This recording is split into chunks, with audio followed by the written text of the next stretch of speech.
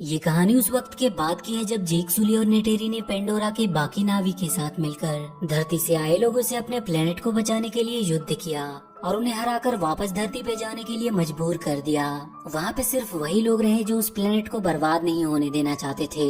जेक को उसके साथी डॉक्टर ग्रेस के अवतार से पैदा हुई एक बच्ची भी मिली जिसका नाम उसने किटी रखा और उसने अपने पहले बेटे का नाम निटेम रखा। वहाँ के सभी लोगों का मानना होता है कि हमारी जिंदगी यहाँ की देवी एवा की देन है और हमारी हर सांस इनके लिए समर्पित होनी चाहिए। इसी तरह जेक नेटेरी के साथ खुशी से अपनी जिंदगी जीने लगा।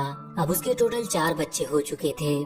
धरती के लोगों के वहाँ से चले जाने के बाद उन्हें वहाँ पर कर्नल का बेटा मिला जो काफी छोटा था और क्योंकि कर्नल अब मारा जा चुका था इसीलिए उन्होंने उस बच्चे को अपने साथ ही रखकर उसकी देखभाल की और उसका नाम उन्होंने स्पाइडर रखा। वो भी जेक के बच्चों के साथ ही खेला करता था और उन्हीं को वो अपना परिवार मानता था। लेकिन नेटेरी के लिए अब भी वो एक एलियन ही था जो कि उसके बाकी के बच्चों से हमेशा अलग ही रहेगा। जेक ने खुद ही अपने बच्चों को लड़ने और हथियार चलाने की कला भी सिखाई।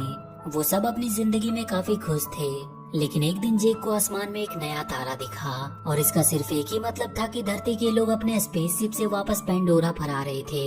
पर इस बार वो कुछ ज्यादा ही तैयारी के साथ आए थे क्योंकि उन्होंने अपनी पिछली हार से बहुत कुछ सीखा था और एक बार फिर से उन्होंने सब कुछ बर्बाद करना शुरू कर दिया। और इसके बाद हम वहाँ की लैब में एक अवतार को जागते हुए देखते हैं और ये अवतार किसी और का नहीं बल्कि उसी कर्नल का होता है जिसे नेटेरी ने इसके पहले वाले पार्ट में मार डाला था। उसमें कर्नल की सारी यादों को एक इलेक्ट्रॉनिक चिप की मदद से डाल दिया गया था और इस बार उसका मकसद जेक सुली को पकड़ना था जो आए दिन पेंडोरा के बाकी नावी के साथ मिलकर वहाँ पे चल रहे उनके काम में बाधा डालता रहता था। और आज भी वो अपने लोगों के साथ मिलकर एक हथियार से भरे ट्रेन पर हमला करके सारे हथियार को लूट लेता है। वहीं पे हम उसके दोनों बेटों को देखते हैं। वो भी अपने डैड की तरह ही काम करना चाहते थे और इसीलिए वो भी वहाँ के हथियारों को लूटने चले गए। पर उसी दौरान वहाँ पर हुए एक हवाई हमले में नेटेम घायल हो गया लेकिन खुशकिस्मती से उसे कुछ हुआ नहीं और जेक उसे बचाकर घर ले आया। वहाँ पे बहुत सारे नावी पहाड़ों की गुफा में छुप कर रहा करते थे क्योंकि इंसानों ने वहाँ पे आकर उनके घरों को तबाह कर दिया था। वहाँ पे जेक अपने बेटों को बहुत डांट लगाता है क्योंकि उसके मना करने के बावजूद वो लोग उसके पीछे गए थे। अब कर्नल और उसके बाकी के साथी अवतार एक बेस पे पहुँचते हैं। वहाँ की जनरल उसे बताती है कि जेक उनके लिए आए दिन मुसीबत बनता जा रहा है और अगर वो चाहते हैं कि पेंडोरा इंसानों के रहने के लायक भी बने तो उन्हें किसी भी हालत में जेक को पकड़ना ही होगा। इसके लिए उसकी आर्मी बहुत दिनों से कोशिश कर रही थी लेकिन उन पहाड़ों में उसे ढूंढना बहुत ही मुश्किल हो रहा था। कर्नल अपने साथियों के साथ उसकी तलाश करने के लिए जंगल में चला गया। वहीं पे जेक के सभी बच्चे भी घूमने के लिए आए हुए थे। वो कर्नल उस जगह पे जाता है जहाँ पर पिछली बार उसकी नावी लोगों के साथ लड़ाई हुई थी। वहीं पे जेक के बच्चों की नजर उन पर पड़ जाती है और वो ये बात जेक को बता देते हैं। जेक उन्हें कोई भी हरकत करने से मना करता है और चुपचाप उन्हें वहाँ से निकल जाने को कहता है। वो बच्चे उसकी बात मानकर वहाँ से जाने लगते हैं लेकिन अचानक से उनके सामने कर्नल और उसके आदमी आ गए जिन्होंने उन्हें बंदी बना लिया। कर्नल स्पाइडर को देखकर पहचान लेता है कि वो उसी का बेटा है। वो उन सबको अपने साथ ले जाने की तैयारी करने लगे लेकिन तब तक वहाँ पर जेक और नेटेरी भी पहुँच चुके थे और वो दोनों छुपकर अपने हथियारों से उन पर हमला कर देते हैं और वो किसी तरह उन बच्चों को वहाँ से भगाने में कामयाब रहते हैं। लेकिन इन सब में स्पाइडर पकड़ा जाता है और कर्नल उसे उठाकर अपने साथ ही ले जाता है। जेक अब अपनी फैमिली की सेफ्टी के लिए उन्हें कहीं दूर ले जाना चाह रहा था क्योंकि अब स्पाइडर पकड़ा जा चुका था और उसे डर था कि कहीं वो उन्हें उनका पता ना बता दे जिससे उसकी वजह से उसके बाकी के सारे लोग भी मारे जा सकते थे।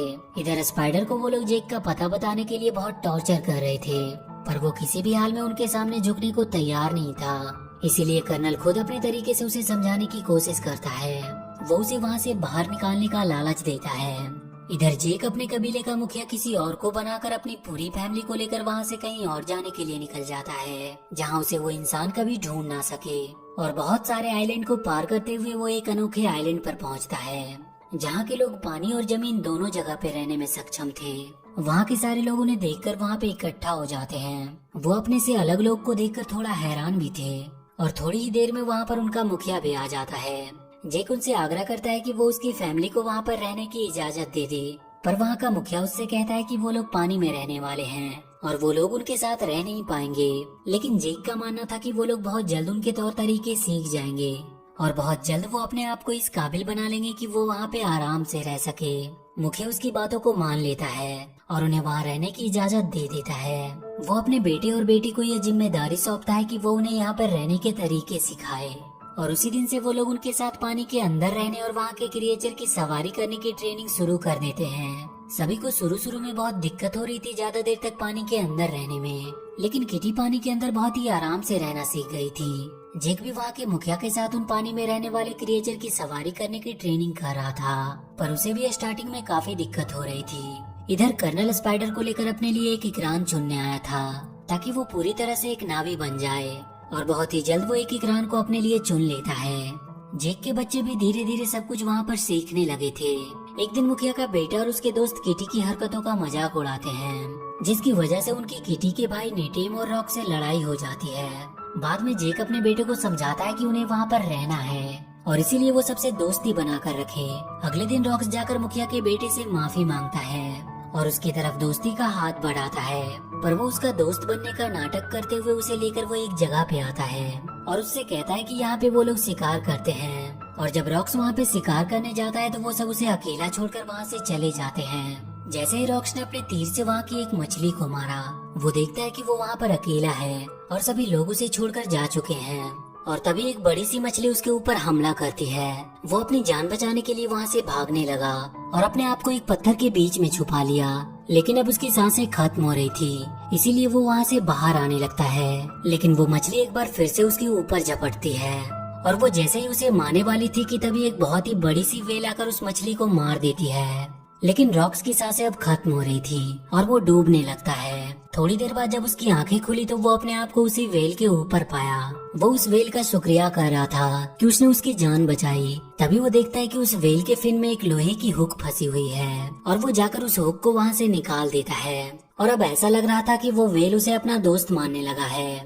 वो उसे लेकर उस आइलैंड पर पहुँचा देता है जहाँ पे सभी लोग रॉक्स को काफी देर से ढूंढ रहे थे। मुखिया अपने बेटे की गलती की सजा देने की बात करता है, लेकिन रॉक्स कहता है कि इसमें सारी गलती उसकी खुद की है। इस बात से अब वो लड़का भी उसका सच में दोस्त बन जाता है। अगले दिन रॉक्स सबको बताता है कि एक वेल ने उसकी जान बचाई, जिसका ऊपर का एक फिन कटा हुआ था। मुखिया की बेटी उसे तुरंत पहचान जाती है और वो बताती है कि उसे टुकून कहा जाता है, लेकिन जिसे उसने देखा उसका नाम पायाकन है, जिसे सबसे अलग और अकेला कर दिया गया क्योंकि लोगों का कहना था कि वो एक हत्यारा है जिसने कई सारे नावी को मारा था। लेकिन रॉक्स ये बात मानने को तैयार नहीं था क्योंकि उसने उसकी जान बचाई थी। वो वहाँ से सीधा पाइकन से मिलने गया और उससे पूछने लगा कि उसे सबसे अलग क्यों कर दिया गया। वो पाइकन उसे लेकर समुद्र की गहराइयों में चला गया। इधर कर्नल अपने साथियों के साथ जेक की खोज में था। वो एक बहुत बड़े से जहाज जो टुकुन का शिकार किया करते थे, उनकी मदद से वो वहाँ से दूर हर एक आइलैंड की छानबीन करने का सोचता है। और थोड़ी ही देर में वो लोग उस आइलैंड पर पहुंच जाते हैं और वहाँ के लोगों को टॉर्चर करके उनसे जेक के बारे में पूछने लगते हैं, लेकिन कोई भी उन्हें कुछ भी बताने को तैयार नहीं था, इसीलिए वो उनके पूरे गांव को ही जला देता है। जेक उसी आइलैंड के दूसरी छोर पे रह रहा था। वहाँ का मुखिया उसे बताता है कि वो लोग उसे ढूंढते हुए उनके आइलैंड तक पहुँच चुके हैं। जब गाँव वाले कर्नल को कुछ नहीं बताते हैं तो उसे एक आइडिया आता है और वो उनके इलाके के टुकुन का शिकार करने का डिसाइड करता है ताकि ये देखकर सारे गांव वाले उनकी ताकत को जान सके। इधर रॉक्स पाइकन के साथ बॉन्ड बनाकर उसके बारे में जानता है कि उसे सबसे अलग क्यों किया गया। रॉक्स उसमें देख पाता है कि कैसे हंटर्स ने उन पर हमला किया था, जिसमें कई नावी और टुकुन मारे गए, लेकिन सबने उसे ही किलर समझा। इधर वो हंटर अपने आधुनिक मशीनों का इस्तेमाल करके बड़े से टुकुन को बड़े ही आसानी से मार गिराते हैं और उसे मारकर उसके अंदर से वो कोई फ्लूइड बाहर निकालते हैं, जिसके इस्तेमाल करने से इंसान की उम्र बढ़ती नहीं थी और इसीलिए वो काफी महंगा भी बिकता था। वो लोग उस टुकुन की लाश को उस आइलैंड के पास फेंक देते हैं, जिसे देखकर वहाँ के लोग काफी ज्यादा दुखी हुए क्योंकि वहाँ के रहने वाले सारे जानवर उनके परिवार के एक हिस्से की तरह ही थे। वो सब गुस्से में अब उन इंसानों से लड़ने का डिसाइड करते हैं, लेकिन जेक उन सबको समझाता है कि वो उनसे लड़कर जीत नहीं सकते क्योंकि उनके पास उनसे कई गुना ज्यादा आधुनिक हथियार हैं। वहीं रॉक्स को पाइकन की चिंता हो रही थी, इसीलिए वो उससे मिलने के लिए जाने लगा, लेकिन उसके भाई बहन उसे कहीं भी जाने से मना कर रहे थे और वो सब उसे रोकने के लिए उसके पीछे जाने लगे। वहीं वो देखते हैं कि पाइकन को एक तीर लगी हुई है और वो सब जल्दी से उस तीर को बाहर निकालने की कोशिश करने लगते हैं और तभी वो देखते हैं कि हंटर्स की शिप बहुत तेजी से उनकी तरफ आ रही है। रॉक्स जल्दी से सारी बातें अपने डैड जेक को बताता है और जेक सभी को लेकर उनकी ओर निकल पड़ता है। वो लोग बहुत ही मुश्किल से पाइकन के शरीर से उस तीर को बाहर निकाल पाते हैं, लेकिन अब वो हंटर उन सब के पीछे पड़ गए थे क्योंकि वो कर्नल उन्हें पकड़कर जेक तक पहुंच सकता था। वो सब भागने की बहुत कोशिश करते हैं, लेकिन आखिरकार वो उनके जाल में पकड़े जाते हैं। कर्नल उन्हें अपने इकरान से उठाकर उस शिप पर ले आता है और उन सबको कैद करके वो जेक को अपने पास बुलाता है। जेक अकेला ही उसकी तरफ बढ़ने लगा क्योंकि उसने उसे अकेला ही आने को कहा था, पर तभी अचानक से पाइकन उस शिप पर हमला कर देता है और वहाँ पे चारों तरफ तोड़ फोड़ मचा देता है। ये देखकर जेक और उसकी सेना को भी हमला करने का मौका मिल जाता है और वो सब उन पर टूट पड़ते हैं। नेटेरी भी अपने इकराम पर बैठकर अब हमला कर रही थी। उन सारे बच्चों को भी कैद से छुड़ा लिया जाता है, लेकिन इस बार वो किटी को पकड़ लेते हैं और वो शिप भी अब टूट रही थी और किसी भी वक्त वो डूबने वाला था। उसी लड़ाई में भागने के दौरान जेक के बड़े बेटे नेटेम को गोली लग जाती है और इस वजह से उसकी मौत हो जाती है।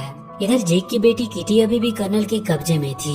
जेक और नेटेरी अब पूरे गुस्से में उसे मारने के लिए निकल पड़ते हैं और वहाँ शिप पे पहुँचते ही वो दोनों घायल शेर की तरह उन सब पर टूट पड़ते हैं और वो उन्हें बहुत ही बुरी मौत मारते हैं। लेकिन वो कर्नल किटी को चाकू की नोक पे रखकर जेक से उसका हथियार फेंकने को कहता है, लेकिन तभी नेटेरी स्पाइडर को पकड़कर उसे मारने की धमकी देती है, जिससे डरकर कर्नल किटी को छोड़ देता है। जेक सबको वहाँ से जाने का बोलकर खुद कर्नल से लड़ने लगता है, लेकिन अब वो शिप पूरी तरह से पलटने वाली थी, जिसकी वजह से वो सब शिप के अंदर ही फंसने लगते हैं। जेक आखिरकार किसी तरह कर्नल को मारकर वहीं पानी के अंदर फेंक देता है, लेकिन अब उसकी भी सांसें खत्म हो रही थी और उसे वहाँ से बाहर निकलने का कोई रास्ता भी नहीं मिल रहा था। इधर नेटेरी भी अपने सबसे छोटी बेटी के साथ उसे शिप में फंसी हुई थी क्योंकि उसे भी कहीं बाहर जाने का रास्ता दिखाई नहीं दे रहा था। तभी नेटेरी के पास किटी आती है जो उसे सही रास्ता दिखाकर बाहर ले आती है और जेक को उसका बेटा रॉक्स बाहर निकाल लाया। और उसी दौरान स्पाइडर को कर्नल मिलता है, जिसे वो ना चाहते हुए भी बचाकर बाहर ले आता है। वो कर्नल स्पाइडर को अपने साथ ही चलने को कहता है, लेकिन स्पाइडर उसके साथ जाने से मना कर देता है। वही मूवी के अंत में जेक के बेटे नेटिम को उनकी देवी एवा को सौंप दिया जाता है और इसी के साथ ये मूवी यहीं पर खत्म हो जाती है। तो वीडियो अगर अच्छी लगी हो तो please do like and share this video and please subscribe to my channel and press that bell icon.